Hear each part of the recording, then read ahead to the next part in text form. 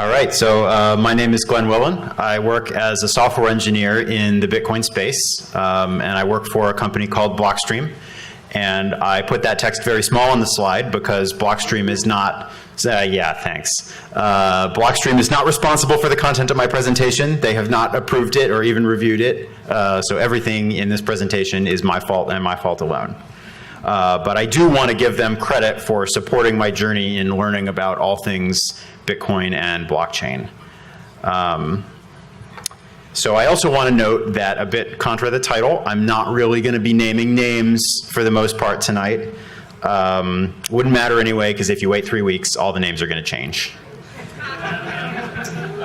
But there's still plenty for us to talk about. Now we find out if I know how to advance my slides. There we go. So you've probably seen this before. This is the Gartner hype cycle. And I put it up because my talk is going to have a lot to do with hype.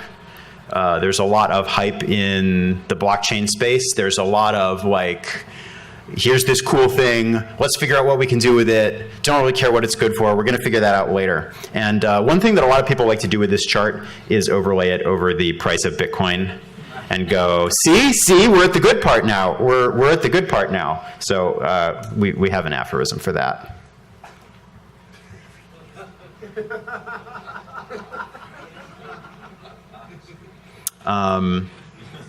So this tweet, you can tell when I was working on this talk, if you have eagle eyes, you can see that the date on this tweet is actually yesterday. When Vint Cerf is throwing shade at your entire industry, you're maybe in some trouble. So I'm here today to tell you a cautionary tale about blockchains and what they're good for and what they're not good for. And it should be pretty clear from the title that I'm planning to throw a little bit of shade myself, but I hope that you get a lot more out of this than that. My goal is to be educational and also entertaining. And I guess I'll note at this point that I've actually never given one of these before, so I appreciate your forbearance. So first, a little note on terminology. So cryptography for a long time has been abbreviated as crypto. And I'm sure this was much to the chagrin of someone way back in the day, right? But this is now pretty well established. But what we've started to see lately edging in is people referring to cryptocurrency as crypto, much to the chagrin of all the cryptographers who are really, really pissed off about this. And language changes, but like, come on, no, not this one. This one's not allowed. And whatever you do, do not say, please do not say the crypto. No. Cryptos, yes. And so, of course, the same thing is happening to blockchain. So the blockchain, the Bitcoin blockchain, is a data structure. It's a specific thing. There's a lot of copies of it. And what we've started to hear happening as there's more and more projects based on this technology of the blockchain is the language, again, has started to evolve. And you've got people using blockchain as a mass noun for like the whole field. Like, oh, we need some blockchain. We need some blockchain on this project. Just a little more blockchain. So I'm going to tell you not to do that either. But I'm also going to do it at least 5 times probably during this talk because it's beyond help, so please forgive me.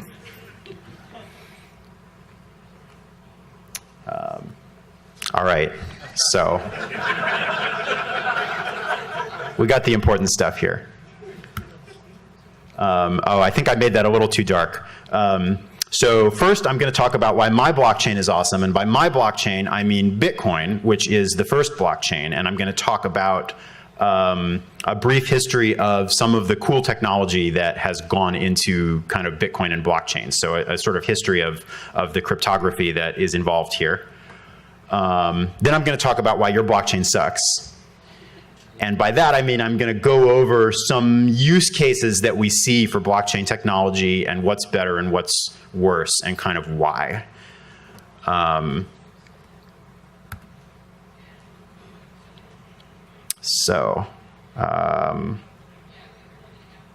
Yeah, so a brief history, and this is not just background. I mean, it is background, but don't tune it out, because in order to answer the question of, is a blockchain good for this? Do we need a blockchain for this, whatever this particular project is?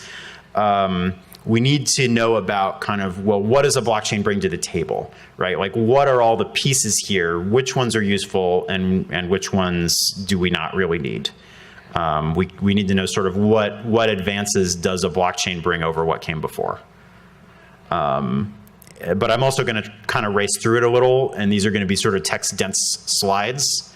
And I am going to have citations in the corner where you can kind of go to look for more info.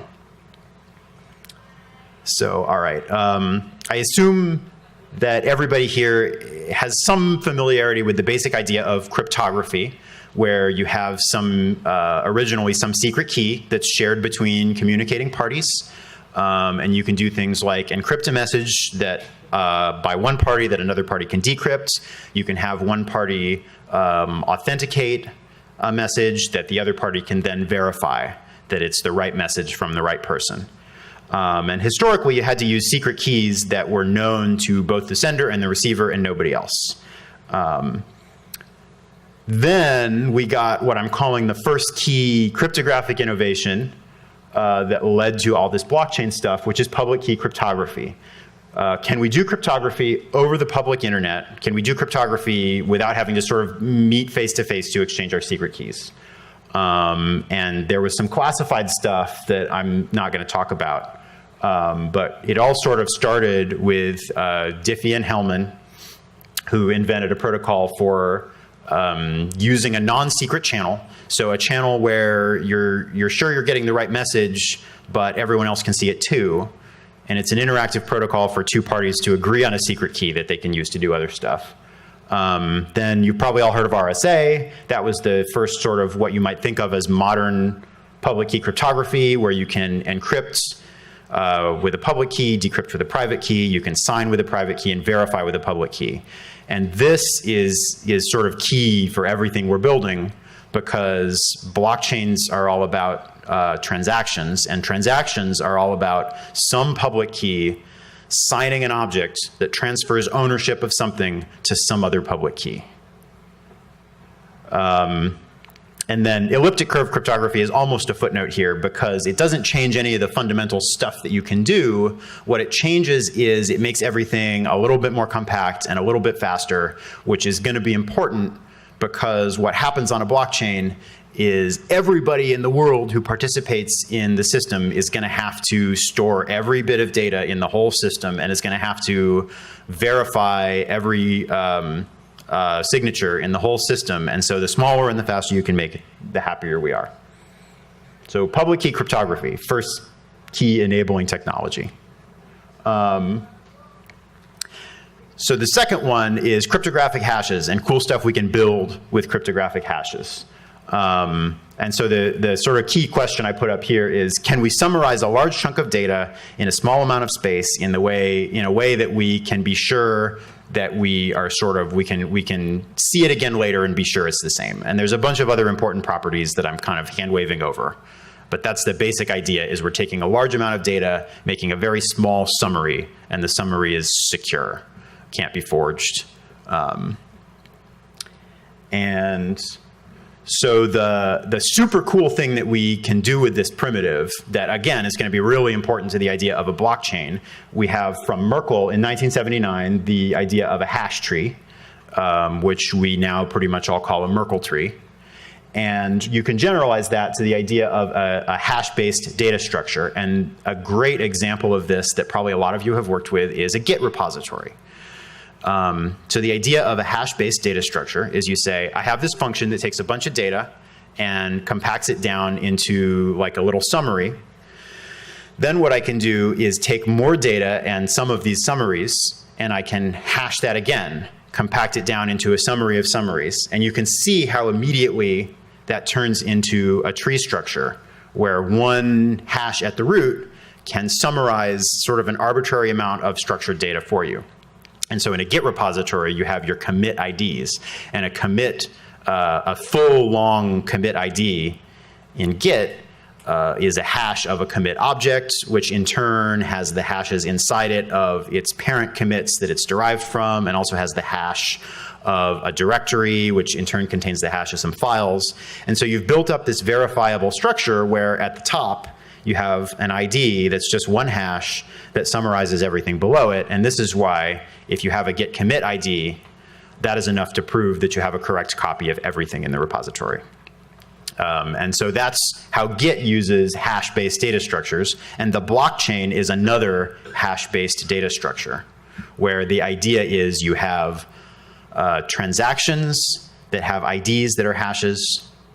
A transaction spends from another transaction and references it by its ID, which is a hash.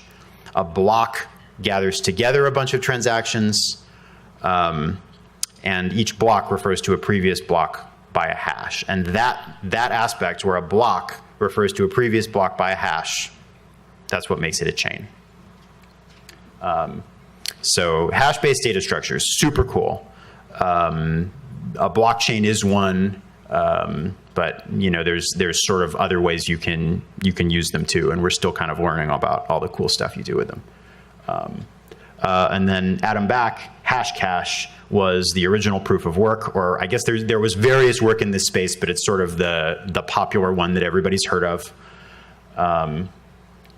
And the idea of proof of work is you can provide someone with a hash that has certain restricted properties, like you treat the hash as a number. The number is larger than a certain value.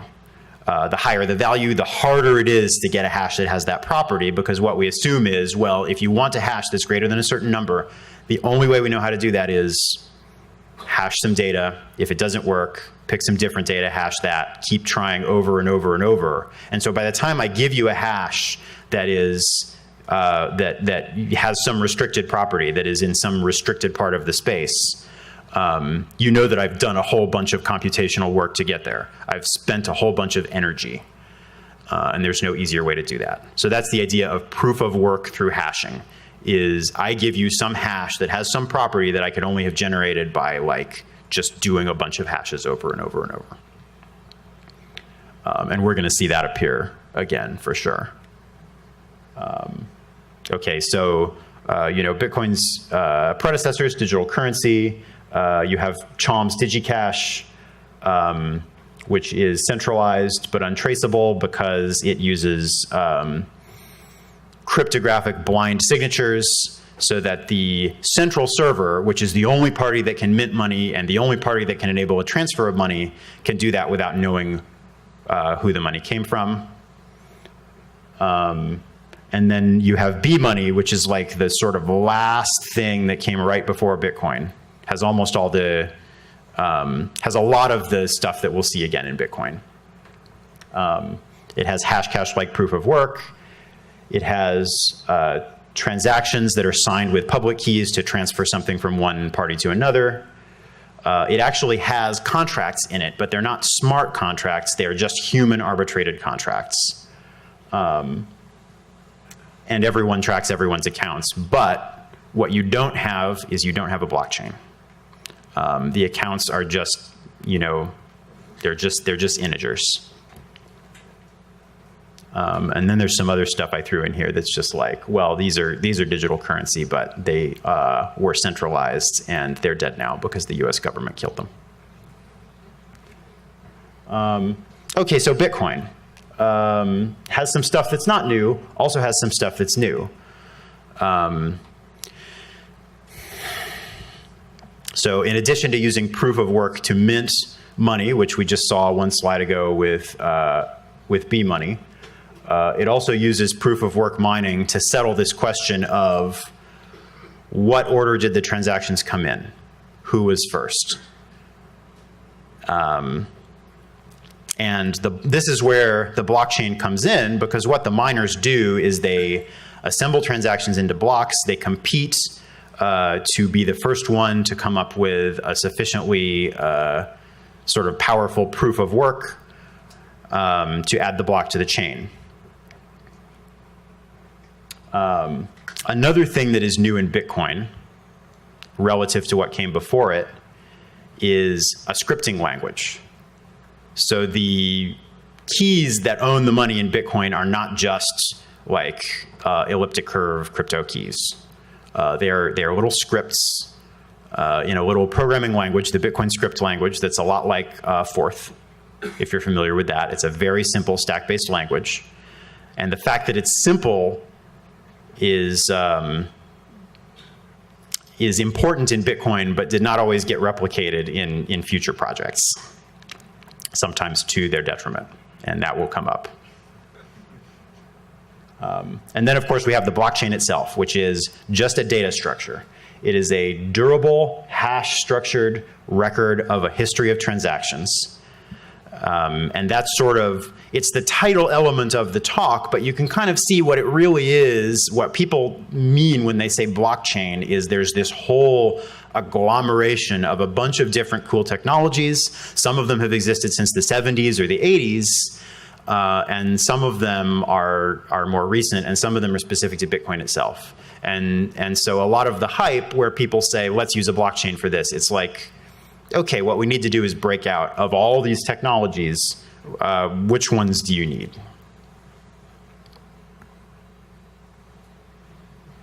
All right, so this is the part where your blockchain sucks. So I decided, all right, if I'm going to give a talk about good and bad ideas in the blockchain space, I need a rating scale. So my rating scale is from 1 to 4 blocks. You don't want to be this one.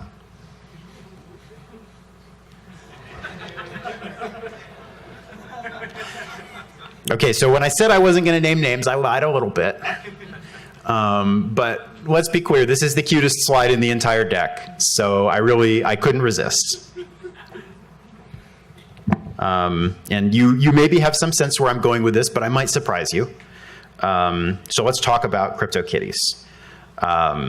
Some of you may have seen this before. It's a project that exists on the Ethereum blockchain, whereby you can own and trade and breed these adorable digital cats. And of course, there is one big strike against this project, which is that it is totally pointless. Why do you want to own and trade and breed adorable digital cats? Well, they're cute. That's pretty much all they got going for them. So what kind of properties do the digital cats have that makes them appropriate or not appropriate for a blockchain? And actually, for the most part, they do pretty well on this scale. So they're unique objects with ownership being traded in a decentralized system, right? There's no central database that records who has which cat, and it's to everybody's advantage that that's true, right? So nobody can sort of shut off your ability to trade or breed your digital cats, in theory, if it's all implemented right. And it's using smart contracts, right? It's using this cool scripting stuff that we talked about. Because it's on Ethereum, it has a much fancier scripting language than the Bitcoin language. It does a lot more stuff, which is good and bad. And in fact, one of the strikes I would say against CryptoKitties is I think it is a little bit of a misuse of smart contracts, because I don't know if any of you were kind of closely following the space at the time. It overwhelmed the Ethereum network a little bit. Everybody was like trading and breeding these cats, and the process kind of brought Ethereum to its knees for a while. And this is sort of a big lesson about good and bad ways to use sort of blockchain scripting, and this is something that'll come back up later. The last big strike against CryptoKitties, and this is fixable, but I'm kind of mad about it. The thing that CryptoKitties have on a blockchain is they have DNA, right? They have this little string of bits that kind of describes how their appearance is generated. And when you breed them, they like do some kind of evolutionary thing where they mix up their DNA bits somehow. And then you get a new set of DNA bits that's a new cat. The part of this that's not on the blockchain is the pictures. The pictures are generated by a centralized service that if it went down, the cats would still exist in principle, but they would not be cute anymore. And like their whole point of existence is to be cute, right? Like what makes one ridiculous digital cat more valuable than another? It's because like you think it's cute. So if some centralized third party can like say, okay, well this string of DNA is now going to be cuter, and this one we're going to nerf. Like, well, come on, that really defeats. So like you're so close. You're so close. 2.5 maybe. I gave it a 3. 3 blocks. Like, okay, it's kind of pointless, but if you remove that for a second, actually we're really illustrating a lot of kind of the cool aspects of things that you can do with a blockchain. All right. So next, here is something that everybody wants to do. The first time they hear about a blockchain, they're like, ooh, okay, we've got this global distributed network of stuff. And I can just make a transaction, and then that transaction will be in the cloud, in the blockchain, and then I can get it back later. I kind of gave away the answer here. No. So the problem with this is the way the blockchain works is everybody who's participating in the network has a full copy of all of it, right? That's why you can put a transaction into it and get it back later. It's because someone else is paying the cost of storing a copy of it on like every computer in the universe. So don't do this. The blockchain is good for storing like crucial transaction data. It's good for storing like tiny summaries. Remember hash trees and hash data structures? The blockchain is great for storing like the hash of a whole bunch of complicated stuff so you can prove things. So you can like prove that you knew this data at a particular time. Don't store your data in the blockchain. No, very bad. Now, I don't have any concrete examples of this to show you, and the reason for that is there's a lot of projects that somehow involve storage and somehow involve a blockchain. Generally speaking, they don't actually store the data on the blockchain. The ones that did that are already dead.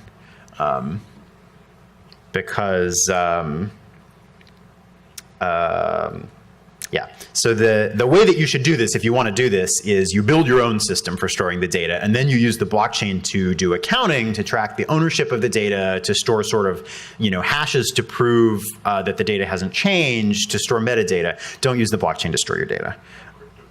Like, well, yeah. So CryptoKitties, right? You're storing a DNA, right? You're storing the smallest possible summary of the cat, and there's sort of. I was right. So I was complaining that the cat images are done separately. And the thing that you want to do here is not store the cat images in the blockchain. Don't do that. You're right. The thing that you want to do is like make the process of generating a cat image from cat DNA be some deterministic function that everybody knows. And then you can like take the hash of that function in whatever your favorite language is, because that code's not running on the blockchain, right? You can do it in Python, JavaScript, whatever you want. Like store the hash of that function somewhere in the blockchain. And then you know that you're getting the right cat. So yes, a hybrid approach is what all the actual blockchain file storage projects are doing, as far as I know. So, like, okay, if you're smart about it, as long as you're smart about it, don't store data in the blockchain. I don't want to get myself in trouble. I don't want the takeaway from this to be that like all these projects are bad, because as far as I know, all the actual projects out there are doing this right. So this is one I sort of picked because I've heard it come up a few times recently, and like most of what I'm doing in my slides here is trolling. But this is sort of a real one, right? This is one of the ones where you kind of it keeps coming up over and over, and it's well, anyway. Let's look at like how is this exactly? How do we do? So you've got real physical stuff, right? You're tracking the movement of real physical stuff from place to place. This does not fit the blockchain well, because you are always going to have the problem that like the real physical stuff might not be in the same place that the data says it is. And the blockchain only works with data. It doesn't work with stuff. The stuff lives in the real world. So there's like things you can do, but there's always going to be this sort of mismatch. But what are we doing when we do this kind of logistics that when we're tracking this stuff? Well, we're dealing with multiple different independent companies, okay, separate entities. So there's no obvious single party to host a database. Because usually the alternative to a blockchain is like, well, what if we just put it in a database? So, okay, we passed that test. There's no single central party that wants to host the database. And the parties that are dealing with this stuff, right, their databases that they use internally are probably like from the 70s. They're in COBOL or something, who knows. They don't want to try to sync them up. And they don't want to do anything at all to them, right? They want to leave them alone. It would be non-trivial for them to sync their databases up, like, oh, let's put a web API on it. And so we're in addition to this, we're dealing with stuff that wants to be like audited, logged, tracked, right? We want to be able to go back later and say, okay, this contaminated item, right? Who did I get this from? How was it shipped? Where was it sourced? Where was it supplied from? This is great. This is like blockchain. This is a great sort of blockchain fodder, right? We need a permanent audit trail stored durably by everyone forever. That's sort of what blockchain is for, right? Oh, there, I did it. I used blockchain as a mass noun. I knew I was going to. It just slips in. And I guess another thing that makes this work, right, is everybody sort of expects up front that everything's going to go smoothly. And it's only after somebody fucks it all up that you're like, okay, let's go back and look at the log. And that's where you say, this is a perfect match for a system where the log is provable, right? All you need is one hash of the latest block, and this proves the entire contents of all the history, and everybody has a copy. So that actually feels like it matches pretty well. And another thing that I see coming up behind the scenes a lot in this kind of project when people talk to me about it that I think maybe makes a big difference in favor of sort of blockchain solutions is, okay, everybody has their own systems. They're all historical. Nobody wants to adapt them to work with anybody else's. If you have some new technology, everybody can just kind of agree, okay, we're going to move to this cool whiz-bang new technology and forget the old stuff, and like don't worry too much about like whose system is going to be adapted to work with whose. So this is a place where hype kind of works in our favor, right? Blockchain has hype. We have some old systems that like really need to be replaced. Well, let's replace them with the thing that has the hype. Could we replace them with a different thing? Yes, but hype sort of helps push it through the business layer. So it's a benefit. So I gave this one 3 blocks. There's like a lot of ways this can go wrong, but like I feel like it has a lot of potential. I feel like this is one of the things where maybe all this blockchain buzzword is going to make sense. Okay, this is another one I sort of gave away in the bullet points. So people, much like with storage, right? Sometimes people look at the blockchain and they go, aha, right? We're running scripts in the blockchain, in the cloud, right? In somewhere that's not my computer. So I don't have to deal with like, where is it going to run? It runs in the blockchain. Well, no. In the blockchain means that it runs in a duplicate copy on the computer of every single person who's participating in the whole system. So you have avoided figuring out where to run a copy by forcing everyone in the world to run a copy. And this gets back to the CryptoKitties stuff, right? Like, why is it a bad idea to use blockchain scripts to like take apart cat DNA and generate random numbers and like mix it up and process it together into new cat DNA? Because you're making every computer in the whole system do all that work. And in the case of the CryptoKitties, it's like maybe not so bad, but I feel like the fancier you make your scripting language, the more you are tempting people to go, it is a magic computer that runs code somewhere else that I don't have to think about. And so you're inviting them to do this thing where they're like, oh, I'll just put all the code into my smart contracts, and then it runs on everybody's machine. It sort of invites people to put costs on other people. So don't do that either. And this is where I'm going to take a little tangent to talk about, well, okay, if that's bad, what do you do instead? And the thing that you do instead is you have the people involved in the transaction agree offline to whatever they're going to agree to. They do a bunch of pre-computation offline. They generate a proof that their computation was done correctly. They put that proof and just the code to check the proof on the blockchain. And this is what you see when you look at how Bitcoin works, right? You do the work to generate a new public-private key pair, a public key and address for me to send funds to. I do the work of building a transaction, finding some coins in my wallet that I want to send to you, signing the whole thing. The only computation that's done on the blockchain is checking the signature. That's it. So anytime you see an idea where it's like, I know what we're going to do. We're going to do a bunch of computation on the blockchain. Just say no. Do your computation offline in some other system, generate a proof, check the proof with the script on the blockchain. That is the right way to do blockchain scripting. Okay, rant over. All right, so last but not least, let's talk about one extremely popular blockchain use case that just keeps coming up over and over. And I guarantee, like, you have all seen this one. You don't know it yet, but this is like the one that you're probably all most familiar with, whether or not you're in the space yourself. This is a really wildly popular blockchain application. And as far as naming names goes, other than Ponzi Coin, which is its own thing, I have only included projects on this slide that have already taken the money and run. And if there's like name confusion or you see something on here that shouldn't be, oops, let me know. But as far as I know, every project on this slide already took the money and ran. So I feel okay mentioning their names and using their logos, which I just grabbed from Google Images. And I'm not even including the ones that were like shut down by the SEC. It's like, that's arguable, right? It's like, oh, well, maybe we were doing something good and the government took us out. But these are just the ones who took the money and ran.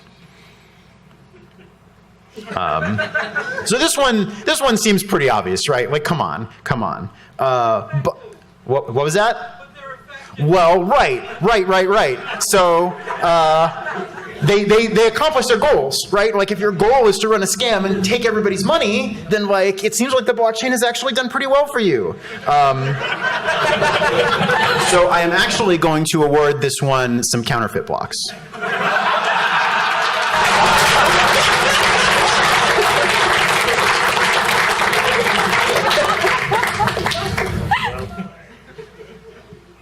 All right. So what have we talked about today?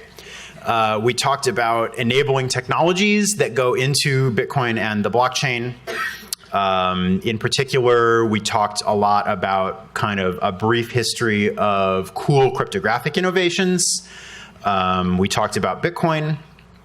And I gave you a sort of an overview of a few use cases for the blockchain that I think are better or worse, and a little as to why.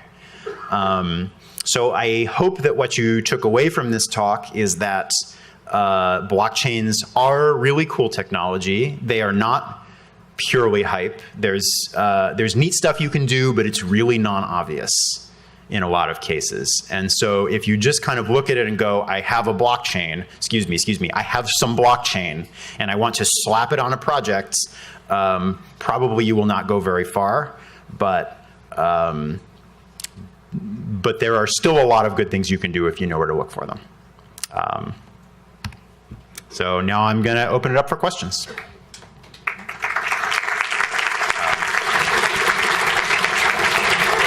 So ground rules for questions. Number one, your question must be in the form of a question. Number two, please use the microphones. And number three, please, I know there is a lot of politics in this space. When I mentioned the name of my employer, I heard a couple of chuckles. Let's try to stay away from that. I am happy to talk about that some other time out in the hallway. So go ahead. Regarding not using the blockchain as a distributed storage mechanism, I was reading some articles talking about people storing illicit or contraband content. How do you avoid that? Because that kind of ruins it for everyone, why we can't have nice things. Yeah, I think there are steps you can take so that, against people storing contraband content in the blockchain. There are steps you can take, and some of them are technical and some of them are legal, right? And the legal ones involve, the government or the courts hopefully recognizing that there is value in this system and there's value in it working the way that it does, and so that it doesn't make sense to penalize people for kind of possessing something not by their choice and sort of in the course of doing something else. Will it work out that way? It seems like it hasn't really come up much yet, right? Like I have been told that there is, child pornography in the blockchain, but it's encoded in such a way that it's like not immediately obvious. Kind of, it's not there if you just go looking for it.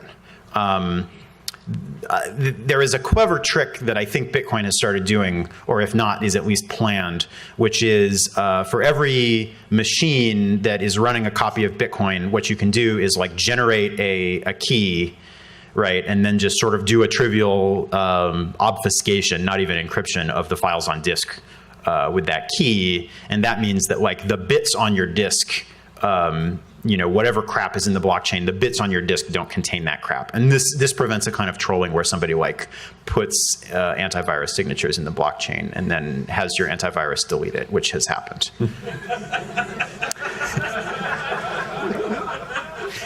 Next question. So I'm going to try and coin a term really quickly here to help me frame my question, which is the long white beard of the blockchain. As I understand blockchain technologies, every blockchain grows a long white beard, where as time goes by, the blockchain just gets longer and longer and longer. And everybody involved in this project needs to hold on to the entire long white beard forever. To what degree does the length, the eternal length of the long white beard factor into how bad of an idea a particular blockchain technology is? So Ed, did you just come up with that, the long white beard? Yeah. That's actually very clever. I'm going to use that. Hey! So this is definitely something that comes up, and the long white beard factor is a big part of why it's bad to store data in the blockchain, right? Oh, and I'm going to use this now. This is great. I love this. I'm going to take this back to work, and we're going to start using this. This is a key factor in why it is bad to store a bunch of crap in the blockchain, because everybody has to keep a copy of it forever. There are ways around this too. For Bitcoin in particular, the only thing that everybody really needs a copy of is what's called the UTXO set. That's the unspent transaction output set, which is a summary of what are sort of the current balances effectively. You don't really need all the history forever. You just need it long enough to kind of verify it to get to a state of where are we now. Except that if a new participant wants to join the system, they either need a copy of everything forever, or there needs to be some way to sort of cryptographically prove that the summary you're giving them is current. So there's sort of work on that. But then, of course, the unspent transaction output set itself, that really does need to be kept around forever, because that's sort of our database of who owns what. So if you crap that up, then like there's no excuse for you. Next question. Okay.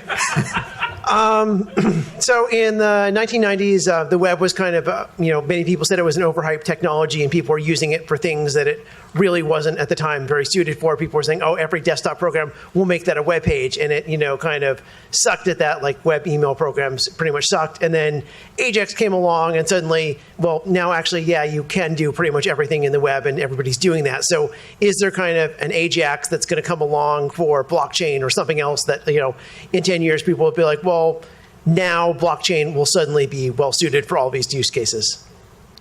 Yeah, so I didn't put in a slide for this, but and this is kind of Bitcoin centric, because I admit that sort of I do Bitcoin centric stuff, right? That's really the part of this that is what I focus on. The thing that I'm really excited about now is the Lightning Network. And the idea of the Lightning Network, which I think is a good template to build other stuff on, is kind of like I was saying before, don't do all your work on the blockchain. Do as much work as you can off-chain, which is how we describe it, and then use the blockchain for the thing that it's good for, which is sort of your final permanent binding arbitration and storage of your sort of final decision. And so what you do in Lightning is you use some other fancy cryptography that I definitely can't get into and also mostly don't understand. You have the two parties that want to send microtransactions.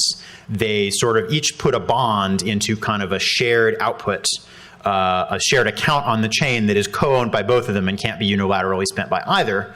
And then they do a bunch of cryptography off to one side. And what they do is they trade microtransactions back and forth. And as they do this, they generate proofs. They generate like, here is a proof that the current balance is this and this. Here is a proof that the current balance is this and this. And they also sort of ancillary generate proofs that the old proofs are no longer good, right? So I have the proof of the current balance.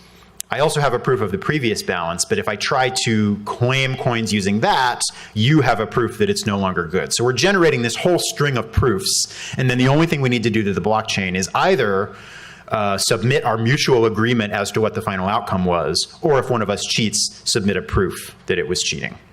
And so this, I think, is like the structure we're going to use for all kinds of future blockchain stuff, is building protocols that only use the blockchain as the sort of mediator of last resort. Hey, I wanted to know if you have like a guilty pleasure blockchain project, like one that sounds absurd, but you sort of think it might work, but you're sort of ashamed to admit that you think it might work, and so, but you like to think about it? So work is not a good word for this one, but it's Dogecoin. It's... You know, I work with very serious people who get very mad about like shitty altcoins and blockchains that are doing stupid things that don't need a blockchain, but everybody loves Dogecoin. You can't not love Dogecoin. It's the cute factor. So there you go. I'm curious where you would rank certificate transparency as a possible use for blockchain with your Lego rubric. Yeah. So as I understand it, certificate transparency is the idea of sort of whenever a CA generates a certificate, you like kind of timestamp it and hash it and then sort of store that somewhere permanent. So you have a permanent record that a certificate was generated. Yeah. So I think this is a place where like maybe blockchain, the data structure, and it's hard to know at what point to call it a blockchain, right? You take out a certain number of pieces, is it still a blockchain? But the idea of a hash-based data structure where you have a permanent, sort of stored by everyone, auditable summary of transactions that happened in the past that you can go back and look at. Yeah. I think that's So blue Lego? Perfect. Yes, you get 4 Legos. All right. So having come from a project where I was doing logistics-related database stuff, I'm curious if there's with the logistics and blockchain technology that you could envision, if there's a way you could handle the fact that receiving as well as sending is a really important step in the typical logistics process, and that the accounting that what you sent was then received, that's actually a point of contention. Yeah. So of course, one thing that a blockchain can't do is like force you to make a transaction that you don't want to make, right? If you fail to tell the blockchain that you received the thing, the point of contention is still there, right? It can't force you. The audit log itself is sort of durable, but it can't force you to log an entry. Okay. But it's like totally the case that not every kind of blockchain transaction has to correspond to a human transaction, if that makes sense. So you can totally have like, you know, if you and I are doing a deal of some kind, if I'm sending you some goods, you're sending me some money, whatever, that can be as many transactions on the chain as you want. So yeah, you could have a transaction to log when it was sent, a transaction to log when it was received. You know, you could have like, you could have a transaction sort of like once a day automated from the ship or whatever, saying this container is still on here. If you want to sort of be able to trace like, well, okay, it went missing. Where did it go missing? Right. So there is a lot of flexibility to do stuff like that. Great, thanks. what are your thoughts on how to deal with the energy usage problem of blockchain? Bitcoin alone, last time I heard, used as much electricity, as much power as the entire country of Ireland. Yeah. So I guess one point that I have on this is like, people talk about it as a waste. It is a waste if you're not getting something sufficiently valuable for it.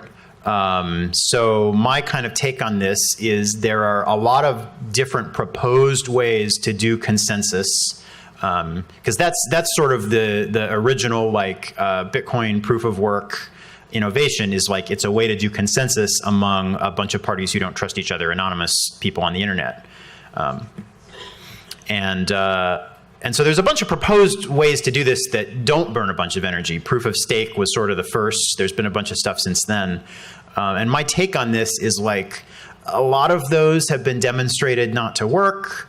Many of them have been sort of used for a while, but it's not really clear kind of what their principled reason for working is. The nice thing about proof of work is like if you can sort of draw a bound around the rate at which you turn energy into hashes, all that burned energy is like going to a useful purpose in a sense, which is like proving that the system can't be attacked because somebody would need to spend a lot more energy. So in that sense, if it gets you something you really value and there's no better way to get it, then it's not wasted. But I think it would be really nice if we did come up with another way to do this. I just don't know that I trust any of the ones that exist right now. All right, I think that's it. Thank you very much, everyone.